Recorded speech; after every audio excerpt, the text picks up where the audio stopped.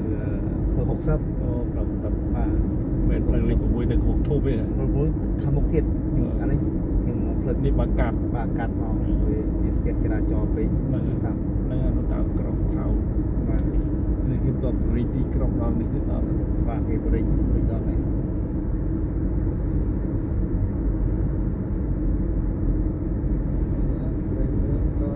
ចូលទៅទូរស័ព្ទវិញចាំ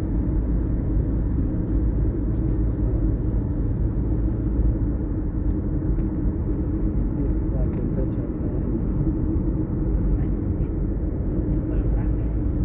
បើប្រាំងមក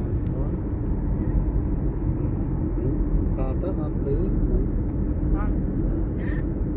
មិនបងខលទៅចូលទៅអត់ឃើញលឺនេះឥឡូវបងពូមីងអី